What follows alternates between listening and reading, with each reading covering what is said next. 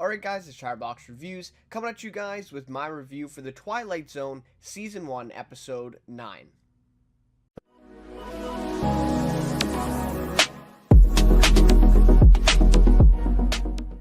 Alright, so I actually quite enjoyed this episode this week, which is quite a difference because I thought last week was maybe the worst episode of the season so far, or for me personally, probably the second worst. But this episode really surprised me. I thought too from the teaser though, I had some, real hope. I was kind of excited for this one. Obviously, Chris O'Dowd, love the guy. Really, really great actor. He's in Get Shorty. I really suggest you check it out. I know a lot of people haven't even heard of it, but they're going into season 3 this year, and I really enjoy that show. And Chris O'Dowd, of course, the star of that one. And he's awesome. So I was looking forward to this one. Of course, the story with the gun, I think we could kind of predict what messaging or what kind of metaphors they were setting up with this episode. But to me, I actually thought this was more one of the more subtle episodes so far. That or the message just wasn't that clear. I think you can interpret it both ways. And I think depending on the way you interpret it, depending on your reaction to this episode, I think that'll change your enjoyment for it. So anyways, that was definitely a lot better than last week's. Probably the best one for me since episode 6, I would say. I think that's fair to say. Or maybe episode 5, somewhere in there. This was a good one. But anyways, I'd love to hear your guys' thoughts of this one. Did you love it? Did you hate it? How did you feel about this episode? How does it compare to the others, of course, or last week's episode for you? Love to hear your guys' thoughts. And if you enjoyed the review, please leave a like and consider subscribing to the channel. Would really, really appreciate it. And I can't thank you guys enough for that. But anyways, so let's go through a little bit of a recap here, try to highlight the most important moments. And then I want to explain towards the end what my interpretation of the messaging in this episode was, going along with kind of Jordan Peele's ending monologue. And then we'll get to my rating, favorite character, and some more overall thoughts of the episode, and a little brief discussion on next week's episode starring Seth Rogen. And I forget the actress's name who's in it, but she's pretty big too. Really looking forward to next week's. I mean, that episode looks crazy good. So hopefully we do end off on a bang, and hopefully it's amazing. We'll have to see.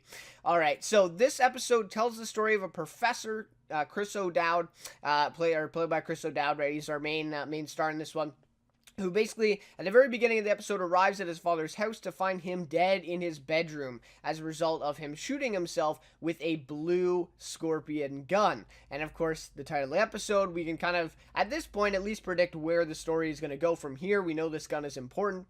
So we also see the bullet with his name on it lying on the ground as the lettering fades out. And it was Otis printed on the bullet at that point. And so that obviously plays a massive part in the episode, and even plays a part in the kind of ending twist, I guess, if you can call it that. And so now, and the important thing here is that we see the name fade out, basically symbolizing that, okay, the father is dead now, and so the name is gone. And then, of course, as we see, the name then turns to Jeff, right when Jeffrey picks it up. So anyways, so the professor, of course, dumbfounded as he says his father never liked guns and that it can't possibly be his father's gun and all this stuff, right? So then his dad leaves a letter for him stating, "I love him more than you," which is, right off the bat, this is the way I thought they were going to go with the episode, where I thought they were going to say, and they basically did, but some parts really kind of branched off from this initial message here, but I did see that where, at the very beginning here, I love him more than you, that whole concept of people loving guns more than other people, or than lives, I guess they mention at the end, and so to me, I thought that's how it was going to go, but it actually goes in a little bit of a different direction than in the middle of this episode. So it's really interesting. But anyway, so that note comes in, and of course that comes back later on. Jordan Peele then comes in and says, "Here sits Professor Jeffrey Stork, a man who holds a doctorate in anthropology but possesses little true knowledge of himself. Today, Professor Stork is surrounded by the many familiar artifacts that shaped his father's life, and the one unknown object that ended it. As a scientist, he is about to embark on his darkest research project yet. His conclusion will be somewhere between the barrel of a gun and the outer regions of the Twilight Zone." So, a pretty general, vague, introduction monologue, if you will, to this one. But basically just stating, the gun, we know that the gun is going to be important here in him trying to figure out why his father killed himself. And that's one thing that I do have a problem with in this episode, or a critique, I guess, is that's how they set this up in the beginning, right? Is that he's going to try to discover why his dad killed himself and how this gun played a part in it and all that. But that doesn't actually end up really playing out in the episode. We see at the very beginning here, he's kind of dumbfounded. He wants to know why. But then we see in the episode, he just kind of accepts it and doesn't really look into it that way and just becomes kind of obsessed with this gun right away. So that is my one critique of why they would set that up and then not follow through with it. I don't know, and that would have been interesting as well. Anyways, so later he finds a safe in his dad's closet as he's cleaning up his things and finds a clip, kind of a golden clip for this blue Scorpion gun, placed inside a heart-shaped box. So right off the bat, right, we get that note, we loved him more than you, and all that stuff. Now we get the heart-shaped box, so we have this feeling that this gun meant a lot to the dad, right? So as he takes one of the bullets out of the clip, the name Jeff in letters begins to glow on the bullet, right? So then, as he goes about his day, he constantly hears Jeff, whether it's someone calling for their dog named Jeff, his estranged wife's, divorce attorney's named Jeff, and the man who he offers to sell the gun to at the gun store is also named Jeff. So that all plays a part, and that's where the Twilight Zone concept obviously comes in. And where basically everywhere he goes, it's Jeff. And this bullet has Jeff written on it. And so he's starting to make these, connections, and he's trying to figure out why, right? So we also get the idea that there's some type of lore/mythology that follows the gun and its maker. The gun store owner tells him a little bit about how it was crafted in Cuba and how it's worth $50,000 or something like that. And again, I like that, but they never really followed through with that, and we didn't see him try to sell it or anything because he gets obsessed with it, and that's where we see going forward in the episode at this point. So then we see it fire on its own. And that, again, Twilight Zone coming in there, and that was a really interesting twist. And let me tell you, I actually kind of jumped at that moment in the episode. I don't know if you guys did too. I was watching with headphones, and wow, I did not expect that. The gun's just laying there on the table, and boom, it shoots itself. So to me, this was, I think, the gun reacting to him trying to sell it to this gun store owner, and then it fired on its own, kind of scaring him or threatening him. That was my thing that I got out of it, but maybe not. Anyways, we also learn here that it doesn't want to be left in the dark. So it's interesting, right? It's almost like this gun has its own autonomy, its own agency, if you will. Whereas it shoots by itself. It can't be left in the dark and all this stuff.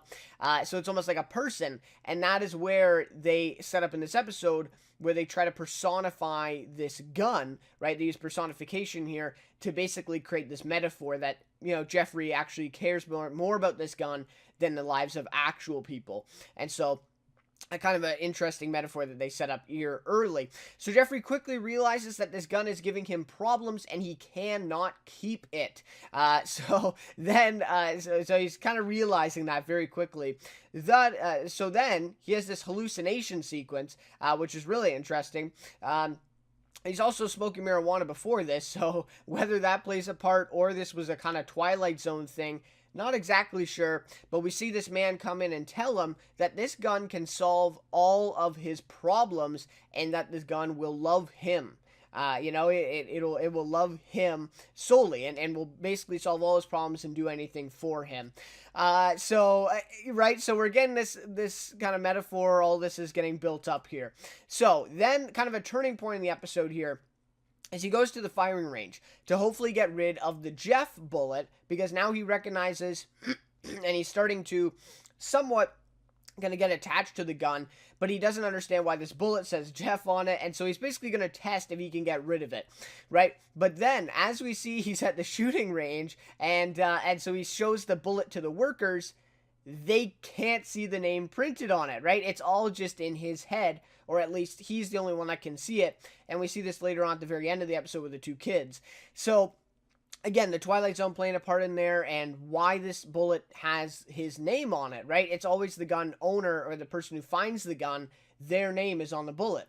And only until they're dead does the name go away, as we saw with his father, Otis. So really interesting stuff there. So then he starts firing the gun at the range, and he basically turns into a different person, or at least kind of develops these skills, I guess, or experience just within this, right? So he kind of becomes one with the gun in a way. It almost seems like the gun is guiding him, as we see his accuracy is very good. It seems like he is skilled, and he says earlier episode, and we know he's like never fired a gun before, or he hasn't shot before, or at least in a long time. So, we get this idea that the gun is doing something to him here, because there's no way he would be able to do this on his own. So then at the end, the Jeff bullet, of course, is intact and does not fire from the magazine. And at this point, he decides to keep the bullet. He doesn't try to fire it again or do anything. He decides to keep it. So to me, this was a turning point in the episode where first of all, he's kind of skeptical right up to this point, but then he kind of accepts it at this point. But it's also a turning point too for Jeffrey's relationship with the blue Scorpion gun, right? Because he kind of quickly becomes in love with this thing, right? Like just a kind of fascination, obsession, whichever word you want to use here. He becomes kind of fascinated with this gun, and in love with it, if you will, at this point. And this kind of turns the whole episode. So then the further proof of this is even then he tells his ex-wife at the meeting to discuss the divorce terms, right? He says he loves the gun more than he ever loved her. And of course this is, he's obviously referring to the gun, right? He loves the gun more than her, which also again calls back to the father's note to him earlier in the episode, echoing the same sentiment that the father loved the gun more than him, right? More than Jeffrey. So bringing that back, and again setting up this metaphor that he cares more about the gun than the lives of other people. And we knew before this that he did still love his wife, and so obviously that has kind of clouded his judgment then. So then, this is one of my favorite sequences of the episode. We see a sequence of him becoming kind of crazed with the gun at his dad's house, and he kind of holds it up to the neighbor who's taking out the trash or something like that. So we see this kind of crazed sequence where, again, he becomes fascinated or obsessed with this gun, and it's not loaded, but he's pulling the trigger and acting like he's shooting like people and stuff. So really interesting sequence here, and Chris O'Dowd did an amazing job in this performance, by the way. So then we see kind of the big climax of the episode. So he drives to his ex-wife's house and sits on the street in his car. And then this is crazy. So he watches her new lover, or her new partner, who of course is named Jeff, right? All of them are named Jeff, in the window, and presumably is going to kill him with the blue Scorpion. And that's what I got out of it. Maybe that is different than what you interpreted here, but that was my interpretation here, that he was in this scene looking up to the window and he was going to go and kill this Jeff guy, because this kind of crazy sequence beforehand. So just before he gets out of the car, another jump sequence here, because this was so loud and out of nowhere. Anyways, but I don't, I'm not criticizing it, but it definitely was a little loud. Anyways, so suddenly a man breaks his window of his car, tries dragging him out of the car, so it gets very violent very quickly here. And after moments of struggling, the gun kind of gets thrown up on the dash. I'm not sure if he meant to do it, but the gun he just loses it, right? And he kind of tosses it up onto the dash, and now the gun is pointed towards the door, right? Is pointed towards basically where this guy is who's trying to drag him out of the car. And suddenly the gun shoots itself and shoots the robber, or the burglar, on its own. So really crazy stuff, right? So this gun ends up killing the burglar and saving Jeffrey, which... And this wasn't a surprise to me. I thought maybe they were trying to set up some suspense, that this was surprise. I knew that this was going to happen because, of course, we saw it fire on its own earlier in the episode. And so I knew that it had to do something here. And they wouldn't just line it up on the dash like that, pointing in the exact direction, right? So anyways, this was it was definitely an interesting thing here. So this gunfire saves Jeffrey, kills this burglar guy. I think it killed him, right? I don't think he was still alive after the gunshot. So then we see the cops quickly, and I do mean quickly. That was a very unrealistic response time to that, but it is what it is. Whatever, right? So anyways, the cops arrive very quickly to the scene, and they take the Blue Scorpion from him. So this was interesting too, because then we see his face, his kind of reaction here, but it doesn't look like he's obsessed as much or even any bit obsessed with this gun anymore when they take it away. You'd think that he would like scream and want the gun back, but he doesn't react that way. So that's another interesting thing to take into account here. And then we also learned that from the police that the man he shot, of course, was named Jeff, right? And was a serial house burglar. And so he was actually a really bad guy, right? So this gun ended up saving Jeff, but also maybe saving the neighborhood or community where this guy was at large and the police were already looking for him. And so really interesting stuff. And of course, his name is Jeff. So that then makes sense and comes back with the bullet had Jeff on it, right? And so maybe this bullet was meant for this guy all along, and it was just he had to find the right Jeff. And so it's interesting, right? So then afterwards, we see him being touted as a hero in the town for stopping the burglar man and also saving his wife. Who of course he was sitting outside her house. Maybe the burglar would have went to the house next, right? And maybe even killed her at this point. So we also see she becomes more lenient on the divorce terms in return for him being able to save her in that scene and that night, right? And so we see everything kind of going well for him. The Blue Scorpion did solve all of his problems and saved him too, right? And those he cares about, which was an important part here too.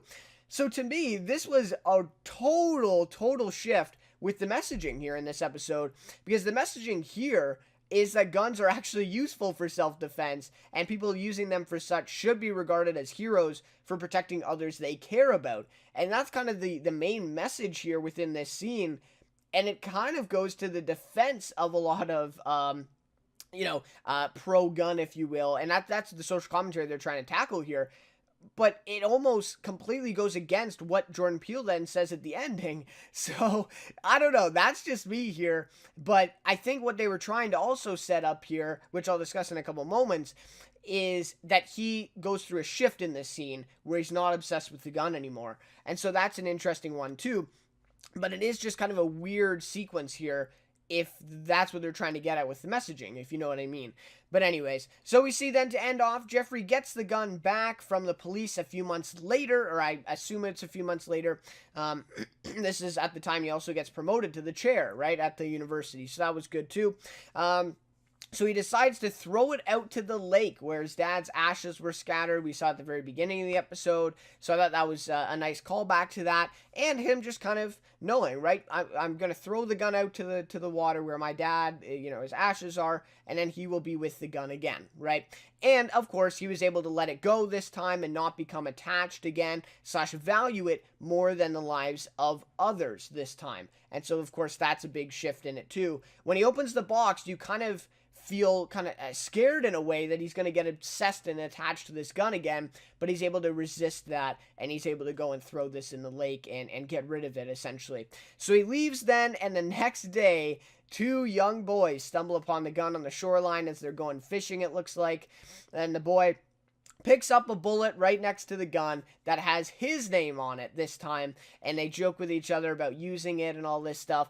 So essentially then it all starts again, right? It all starts again, and then the boys become attached and obsessed. Or I guess that was kind of the ending that they were giving us, right? Is that it's all just kind of a circle, right? And now the whole process is going to start over again with this young kid, which is quite sad, right?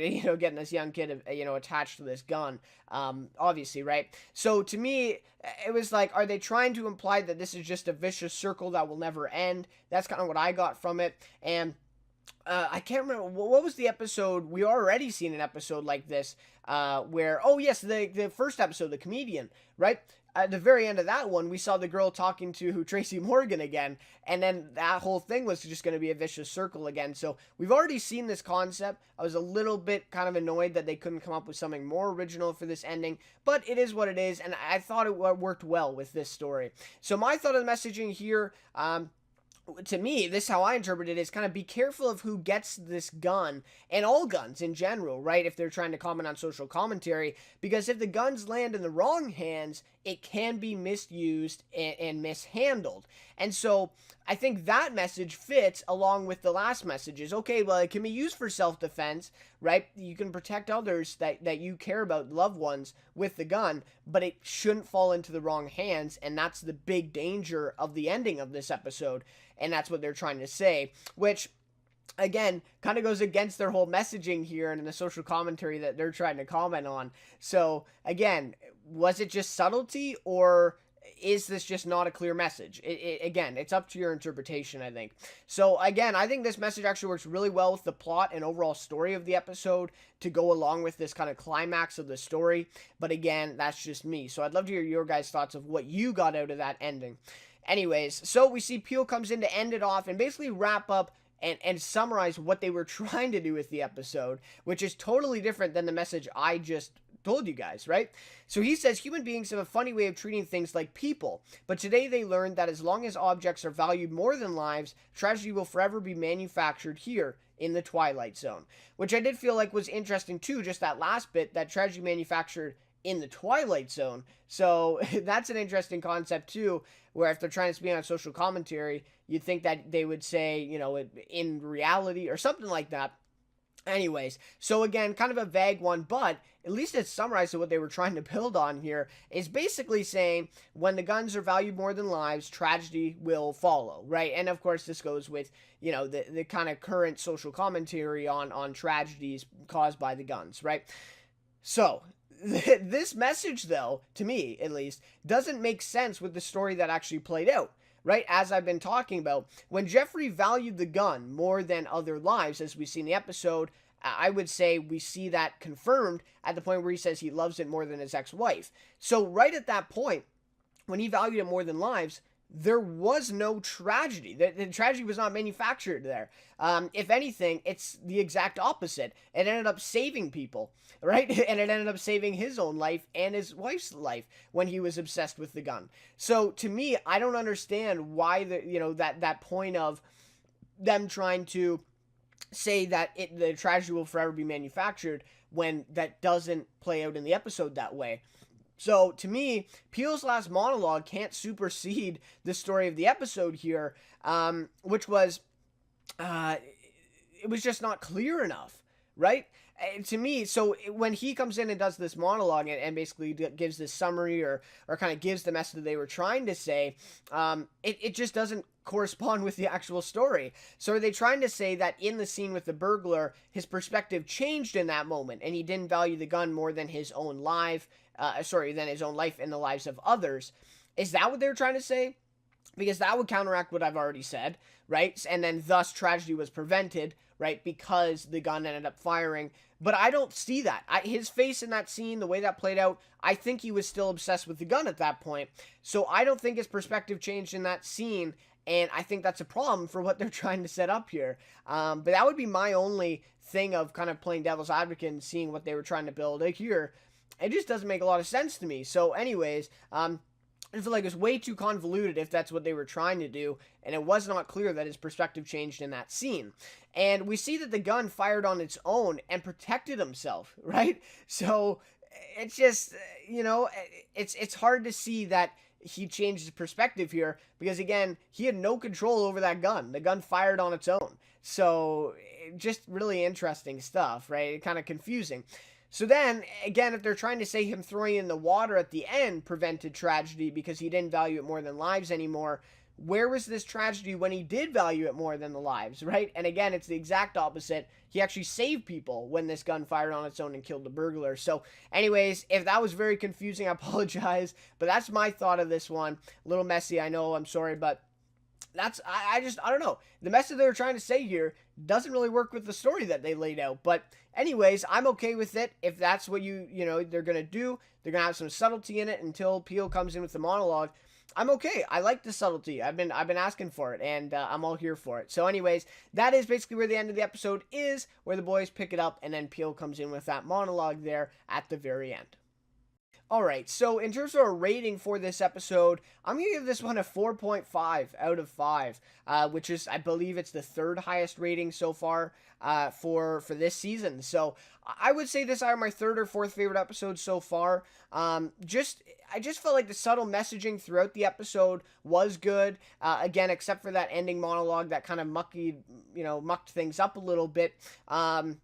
In terms of the clarity of what they were trying to get at, but I did like it. I mean, at the very beginning, like I said, when you see that note, I had feelings that they were gonna go more on the nose stuff like last episode and kind of get preachy again with that stuff, but they actually went the other way, and I really did like this writing here. I felt like this really worked well as a Twilight Zone episode, like the sci-fi, the mythology, kind of mystery was really great in this episode. And again, the concept of basing the story around one specific object or one specific thing was really great. And the metaphor that they used for it, I mean, I thought it was really impressive the way that they developed the story. So it was really great. Nice mystery and suspense. As I said, there was a couple scenes where I literally jumped off my chair pretty much. There was some really great suspense, and they did a really good job in developing that and building this mystery too at the very beginning, kind of building this gun as, some sort of prophecy, if you will, right? With the suicide with his dad. Oh, is he going to kill himself towards the end of the episode? And then the Jeff Bullet, and everyone's named Jeff, right? So the really, really great mystery here. Less on-the-nose dialogue and writing in this episode, a lot compared to last episode. I mean, totally different league, right? And that's something I did enjoy as well. I felt like the story actually was developed. The characters were actually developed, and things made sense within the context of the story this week, and they kind of went for less social commentary on it. So felt like that was great too. I will say the ending left something to desire. That's something the original Twilight Zone did well. Some of those, I'm not saying all, of course, but some of the episodes, the twists were awesome at the very end, right? And so in this episode, I just felt like, yeah, it's a good ending. The messaging's a little confusing, but I just would have liked a little bit better, right? A little bit better of a twist. Maybe the one kid who picks it up kills the other kid or something like that. And that would have been insane and crazy. I'm not even sure if they could show that. I guess it's CBS All Access, but it's no HBO. But anyway, something like that would have been like more kind of mind-blowing or surprising. But it is what it is, right? And again, messaging not very consistent or clear throughout, and that's something that maybe takes it down a couple pegs. But again, it depends on what you see in this episode. If you see what I saw, where they kind of actually make a pro-gun argument actually in this, where the messaging is that they can be used for self-defense and you can use them to protect others, but if they fall in the wrong hands, like they do at the end with the kids, then tragedy will ensue, or danger, it is dangerous. And that's what I got out of it, but again, it depends on what you saw in this episode. And again, speaks back to the subtlety and the way that they were able to leave it kind of open-ended. And that's something I loved about Nightmare at 30,000 Feet, episode 2, where that I feel like was the biggest kind of mystery episode, where people actually had theories for that and were like piecing together some stuff for it that actually made a lot of sense. And I really love that, aspect of the Twilight Zone. And so I really like these episodes where they leave a little bit of subtlety and it's less kind of on the nose, right in your face. This is what we're trying to say. This is what happened. Here's the episode. You know what I mean? Anyways, those are my feelings there. Favorite character for this one, obviously I got to go with Jeffrey Stork, who's our main character in this one, played by Chris O'Dowd. Like I said off the top, Chris O'Dowd, really, really great actor. He's a really great comedian, and I felt like he actually did have some really great moments of comedic relief in this episode, but it was a little bit more of a serious role for him, and I felt like he played it really, really well. A really great performance. I think maybe one of the best performances so far this season by some of these A-list actors that are coming in and doing these episodes. Really awesome job. So, really great stuff. And again, we see this kind of shift in Jeffrey throughout the episode where he is skeptical, obsessed, and at the very end he's able to resist that temptation, resist that kind of fascination again, and able to get rid of that gun. And so I really felt, and again, this character's developed. We actually saw some scenes of him at the school, how he reacts in his everyday life, really, really great writing here for this character. And like I said, Chris O'Dowd, amazing performance. So anyways, guys, I'll just do it for my review of this week's Twilight Zone episode. Like I said, really looking forward to the finale. The teaser looks really great for it. Seth Rogen was just in Long Shot, so he's really having a lot of success recently with that movie, and I'm really looking forward to see him in this one. When his name was announced to this, I was looking forward to it, and I was just waiting to see which episode it would be. It's the finale, and I'm really looking forward to it. So anyways, guys, we'll see you then next week for the Twilight Zone Season 1, Episode 10, the finale of this new reboot here. So again, thank you so much for watching. Thank you so much for support on the channel recently. Really do appreciate it, guys, and these reviews. Can't thank you guys enough for the support. But anyways, guys, like I said, we'll see you then next week for the Twilight Zone Season 1, Episode 10.